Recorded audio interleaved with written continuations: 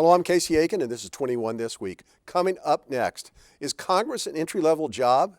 And have the presidential primaries become theater of the absurd? Stay tuned. Our panel of insiders will give you the story behind the story.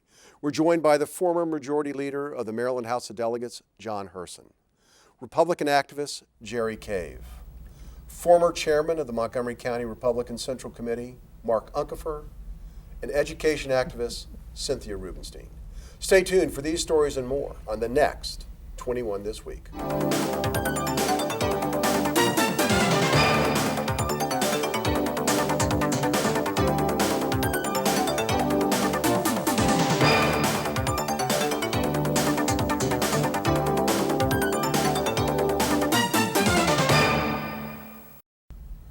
The Democratic primary race to succeed Congressman Chris Van Hollen took an interesting turn this week when the Washington Post posed the question of whether the job of a congressman is an entry-level position.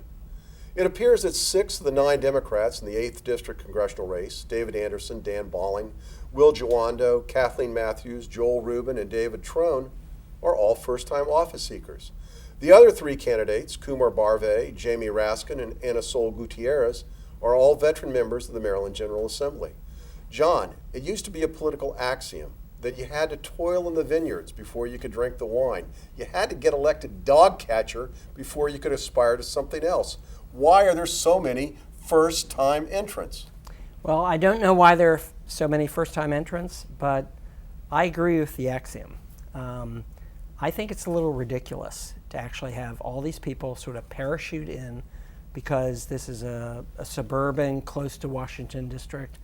They know people in Washington, or they've contributed heavily to Democratic candidates, to just parachute in here and say, I'm ready for Congress.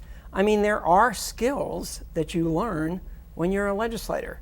And I don't think some of these people who are at the top of the pile at this moment, because they've got more money than anybody else, I don't think they have the skills. And they are going to be neophytes when they go to Congress. Whereas I think some of the legislators from the legislature are going to actually have some skills when it comes to that. And I don't think anybody appreciates that. I mean, David Trone the other day talked about all these other guys as career politicians. That's ridiculous. I mean, the fact of the matter is they have spent their lives in public service and they've learned a lot out of that process. David Trone has built a business. I respect that. And Kathleen Matthews has been a PR, extravaganza, for her companies. But, I don't think that translates into skills in Congress. Well, let's pick up on that, Cynthia. Neither Trone nor Matthews have held elective office, but they do have prominent social status. But is this going to hurt them or help them in this race? Well, that remains to be seen. What they also have is tons of money to spend on TV ads and glossy mailers. And they may be thinking that, okay, well, here we are, we're the outsiders in the District 8 race, and outsiders seem to be making a splash on the national level in the presidential primaries. But I do agree with John that the hubris of parachuting into the race and saying, I'm qualified for Congress, I think will resonate with a lot of voters in District 8 because it is a very politically informed, in touch, and activist congressional district. And I think we'll be much more inclined to vote for someone with legislative record, a good legislative record. Well, can I add just one thing to real this? quick, because I know. This is a short this segment. is a primary election. Right. And it's about getting out the vote. And here's what I'd like to say is the bulk of this district, the 8th Congressional District, is, surprise, surprise, the 18th legislative district where Chris Van Hollen was. Chris Van Hollen was a person who came up through the ranks, was a delegate, was a state senator, was a congressman, honed his skills in Congress. That's not where Kathleen Matthews is. That's not where David Trone is. But it's also not where they're going to get the votes. I mean, I do the yard sign test. David Trone has a lot of yard signs. They're all in public land. Correct. All right, Mark, on the Republican side, none of your candidates, either Dan Cox, Jeffrey Jones, Liz Matory, or Aria Sadovsky, have held elective offices. How is that going to help them or hurt them when it comes time to run against the Democrats in November? Well, I don't think it really is going to be the big factor for them. I think there are other considerations. They've got to make their case, and it's got to be based on the issues rather than their background. Looking around at congressional races around the country, it's not uncommon for people to come from a career in something else. It's certainly a good background to have been a legislator, but it's also appropriate to have a mix of skills in people getting elected to Congress. Jerry, when this goes to the general election in November, assuming that a David Trone or a Kathleen Matthews, because of their prominence, gets elected, will that give the Republican a better chance to win? No, it's been gerrymandered to the point where it really isn't going to make any difference. But I'd like to answer the question that stumped Brother Hurson. Why so many are running? And that's because it's an open seat. And the problem is, once you get in there, you just keep getting reelected. And this is not how the Founding Fathers want it. It's not how the people want it. Nothing has a lower approval rating than Congress. And half the people in Congress list their job, their profession, as being a politician, not their current job. And it's not that hard to be a congressman. It might be harder to get reelected, but it wasn't set up to have professional politicians. That's the problem, and that's the reason in the Republican presidential primaries, half the votes have gone to people that are not politicians. Well, thank you, Jerry. I happen to have a very high deal of respect for the members of Congress, all of them on both sides. I think it is a tough job, and I think that those who parachute in don't respect the office enough. I think it's a tough job, and I wish more would work their way up through the ranks.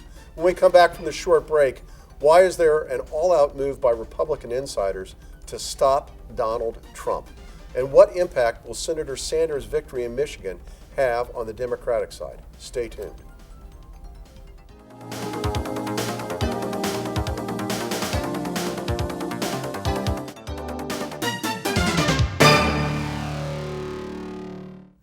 And welcome back. A little more than a year ago, it would have been hard to imagine that the Republican Party would be at war within itself, just days before the crucial primaries in Florida and Ohio, or that former Secretary of State Clinton would have a political opponent to contend with. All over the political medium, there is much hand-wringing over the potential nomination of businessman Donald Trump as a Republican nominee. The Washington insiders don't want him. The conservative commentators bemoan the fact that Trump is a liberal in sheep's clothing. Jerry, Glenn Beck predicts that a Trump candidacy will be the end of the Republican Party because, number one, he's liberal, and number two, he's immoral. Is he right? He's right for the wrong reasons. It'll be the end of the Republican Party the way it exists now. Both parties have sold out their core constituency, which is working class and middle class Americans, and they've sold them out for their corporate constituency of donors and getting more Democratic voters. And Donald Trump is here to put an end to that. And that's why the people in Washington, the bureaucrats, the donors, the political operatives are all against him. But the people are for him, and he's mastered the media. He's getting Democrats, independents, and Republicans to come out and vote. And Beck is right. It will be the end of the Republican Party as it exists today, and it would be good riddance. Interesting thoughts, Jerry. Mark, what's wrong with the Trump candidacy? I welcome him as a candidate, but let me just respond to Jerry's comment. So far, Trump has not gotten well above 40%. He's getting in the 30%. I think it's going to continue to be a contested election. The voters are choosing. This idea that it's Washington versus everybody else, no. Voters in the primary are making a choice, and it's splitting. And it may Mark, well. You have to admit, exactly. wait a minute, Jerry, you have to admit, all of the Washington people don't want Donald Trump. You see constant. I mean, there is a Washington movement to stop Trump. And corporate and thing to stop Trump. And there's certainly opposition, but it goes beyond that. In other words, if you want to set it up that it's the ins versus the outs, they'll look at the votes. The votes are, at this point, he hasn't gotten above 50% of the vote. It's a plurality election. There have been 17 candidates in one election. But he hasn't even got a majority of the delegates that have been elected so My far. God, look what the man's accomplished. Without any paid advertising, in the face of unbelievable amount of paid oppositional advertising, he's won more contests, more delegates, he's got more energy, he's got more enthusiasm, he's got more votes coming from Republicans and independents. What more? And he's been able to manipulate the media, which has been our biggest adversary. What more do you want the guy to do? And his signature thing is that the American working people have been beaten over the head, their jobs diminished, their wages diminished, bad trade policy and immigration. And that's why people are voting for him. So how can it not be the core constituency against the elite? Jerry, I'm looking at the numbers in the primary so far. But you're acting like it's a two-person race and he hasn't done it. It was like there was like a dozen people in it. Well, I think it's fascinating because I think there's the watershed is going to occur after Florida and Ohio.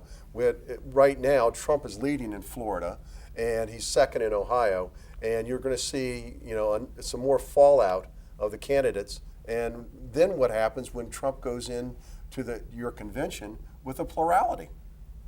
If he doesn't have a majority of the votes, he may well not be the nominee. And he has defied every prediction from I understand. everybody Absolutely. all the way along. Yep. And I'm so happy you said that. Otherwise, I'd be nervous. All right, so on the Democratic side, you guys must just love hearing what you just heard. Keep talking, you guys. That's Well, but fascinating. you've got your own picadillo here. This continued strength of Bernie Sanders, or rather the continued weakness of Hillary Clinton, has Democrats searching for answers as to what impact this will have on your general election. Cynthia, Mrs. Clinton lost Michigan because the minority vote did not come out strongly in her favor. Will that be a problem for her in the general election? It depends upon who the Republican nominee is, for one thing, and it depends upon how energized she can get voters to come out and vote. She does have an advantage that black voters and Hispanic voters are not likely to move over to the R side, and they are becoming much more important in presidential elections every single cycle. Well, are they important if Jerry is right and that the angry white male vote is going to come out? I did not say that. I love you to death, brother, but do not put that All right. phrase in my mouth. All right. Other pundits have said that the angry white vote is coming out in favor of Donald Trump. Well, that may be a very And that's numerically, very and if that comes numerically out, will it numerically matter? that the white male population of the electorate is by numbers and percentage of the electorate is going down each election cycle. The other thing that's going to play in is the female vote. And that, I think, is going to be I want to get to a John help on this. for Before Hillary I Clinton. want to stay on the Democratic side. John, if the conventional Republicans won't vote for Donald Trump and angry Democrats won't vote for Mrs. Clinton, who's going to win the election? Well, let me just address the first part of your question. I think there are Republicans, if Donald Trump is the nominee, are going to end up either not voting for their nominee or voting for Mrs. Clinton. I think there's a very small group of those, but I think that is a possibility. I also think that Donald Trump has a very, very serious problem with minorities. I mean, at this point, he's gone after Muslims, he's gone after Hispanics. I mean, and I think that's, when you just look at raw numbers, demographics, I think that is a huge problem for Donald Trump. But I also agree that Donald Trump is right, that Hillary Clinton's kind of a flawed candidate. And I think there are things there that can be exposed.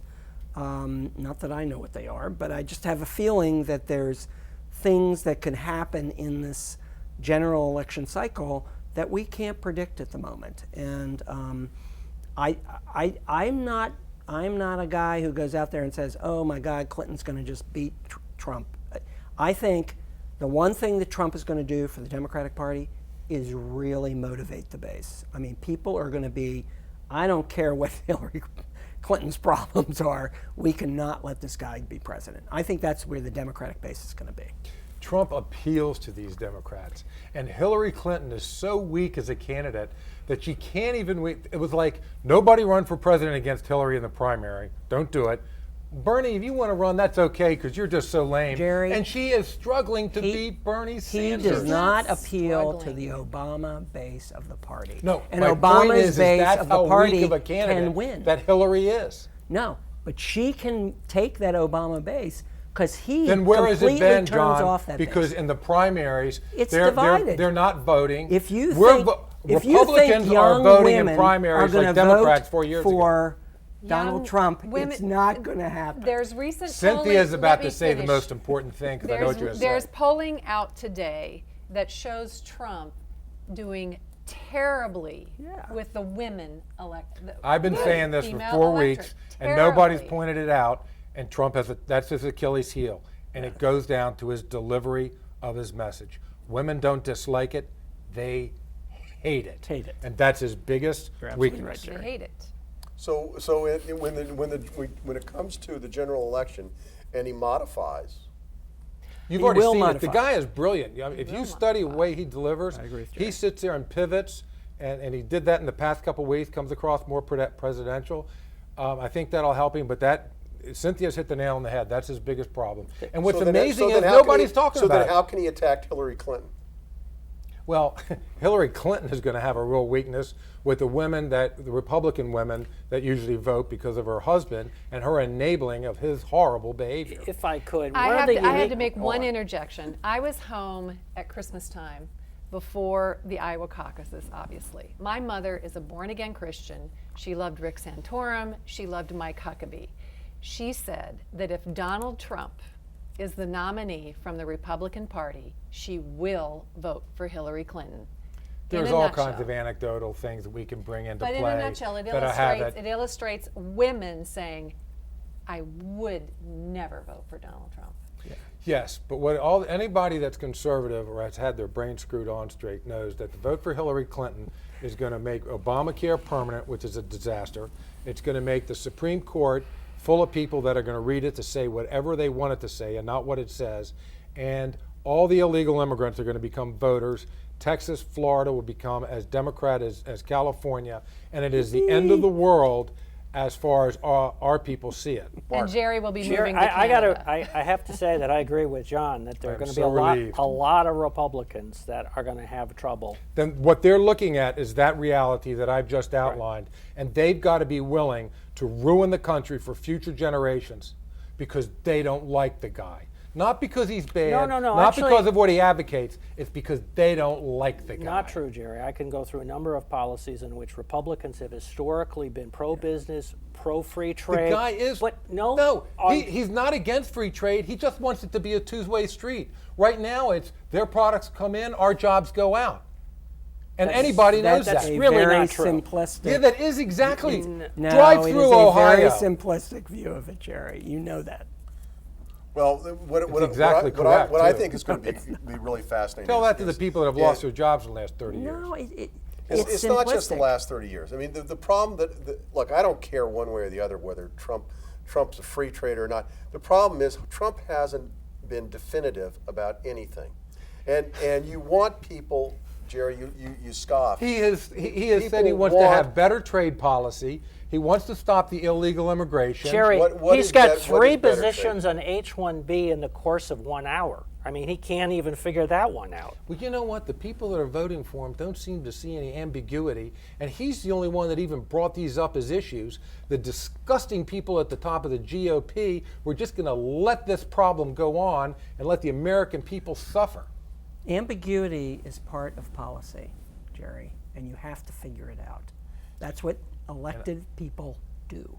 And I think So Trump that's is probably why the master but of that's John, why let me- he has to do it. John, let me ask you this. I mean, there are those who think that Barack Obama, when he ran for president in 2008, was rather thin on his positions, and it was just promising hope, and that's why people voted for him. Couldn't the reverse work in this case? Yes. That Donald Trump is saying, "I'm going to deliver a better America for you, so have faith in me." It absolutely can work. I mean, that's what politics is about. It's about inspiring people to come to your cause. But even with Barack Obama, and this is one of the challenges the Republicans have always put in front of him, where's that hope and change guy? What happened? That's who we've And got. but I'm saying the same thing about Trump right now. Where's the make America great Listen, again, buddy? listen. How's that going to work? You can even be overt about it. Richard Nixon runs for office. I've got a plan to solve the Vietnam War. Well, what is it? Because if it's so good, tell us now and save some lives. And he didn't even do it. They still elected Well, him. here's the You problem gotta spell with, the whole with thing a out. lot of politics and presidential politics this is an old adage and it's still true. You campaign in poetry, but you govern in prose. Right. And when you choose a presidential candidate, you want to be able to see the poetry as well as the prose in that candidate. Right. Why don't you all hunker down on one thing? Donald Trump has won what he's won for the cost of jet fuel and hotel bills. He hasn't spent a dime. And he's dominated Jerry, the I don't media. care. But That's how does it an convert- unbelievable Why does thing. that make a difference to me? How does that Because- convert to votes? I can't believe you're saying that. Look, paid why? advertising, nobody believes it.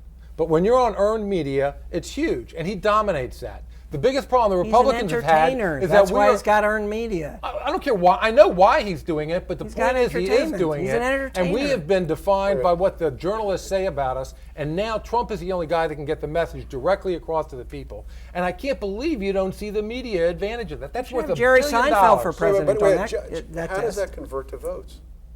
It's worth, if you had to put pen to paper, it's probably worth $2 billion in media because he can get his message to the people without having it said by these left-wing journalists who are going to mischaracterize him. It's huge. Look, I spent my life in the media business, and you can look at this and analyze it, and it's absolutely the truth. But Jerry, the flip side to that is when you see individual races, when the ads start coming in, you see the poll numbers for Trump collapse. They spent $30 million, and he I won get that. Mississippi No, I and get, I Michigan. get, I That's the get only that, two but things you those states have see- had in common in 150 You see years. the meter move when that happens in individual states. Well, but what's the point, Mark? Yeah, what's the point? The point is that the idea that somehow Trump cannot spend his way. We're now No, in I'm the saying he's primary- accomplished we're it without now- spending. He but hadn't even we're started na- to spend money yet. Well, that's another question altogether. I think there will be a protracted primary Right. struggle. Look what's through the- happened to I everybody. wanna- He is finish attacked this. with. I wanna He's go back to annihilated John him, and with Hillary's next. With the same question that Jorge Ramos asked Hillary the other day. When she's indicted, will she suspend her campaign? Number one, she won't be indicted. But let me answer your question. Thank you. If she's indicted, I have a feeling that the party, if this actually occurred before the Democratic convention, ask me another question if it occurs after the Democratic convention. But if it occurred before the Democratic convention, I think you'd actually have a lot of people step in. And All right. Well, we're obviously we're going to be talking about this every week until November. Stay tuned for Parting Shots.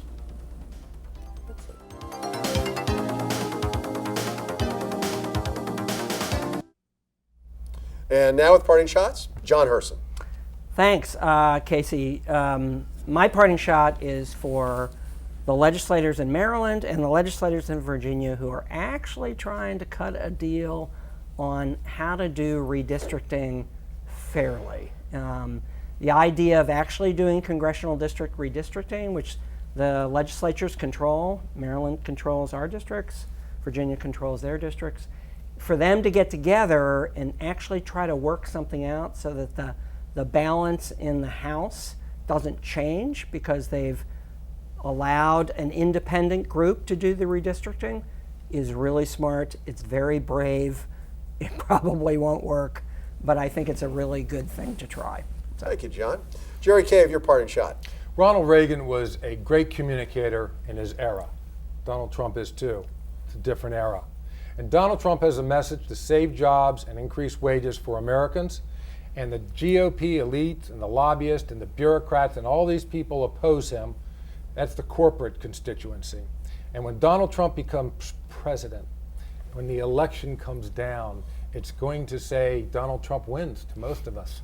But to the bureaucrats and the GOP donors and elites, it's going to say, you're fired! Thank you, Jerry. We got Mark Uncapher. Can you top that? I can, because I'm still kicking myself 4 years ago that I didn't take the bet that Jerry offered us all that Herman Cain was going to get the Republican nomination. So today I took a bet of my own, and I went on the Predicted website, and there's a futures market where you can pick out candidates, and I took Joe Biden getting the Democratic nomination at 5 cents on the dollar, so it's 5% chance. And I took the chance that Donald Trump doesn't get the Republican nomination, which is at about 27 cents on the dollar. All right, Cynthia, you're going to have to wrap it up quickly. Okay, Your wrapping parting it shot. up quickly. Montgomery County Public Schools Teacher of the Year finalists: Andrea Segovia of Ashburton Elementary School, Kimberly Skufka of Shady Grove Middle School, Michael Williams of Kennedy High School, and 2 Rising Star teachers, Samir Paul, Montgomery Blair High School. I know him. He is a wonderful, dedicated educator. And Kayla Wiggins of Clapper Mill Elementary School. Congratulations, you MCPS stars. And thank you, panel, for being here. Thank you, audience, for tuning in each and every week to Montgomery County's hardest-hitting political talk show. Don't forget to follow us on Twitter, like us on Facebook, and watch us anytime on YouTube. For 21 This Week, I'm Casey Aiken.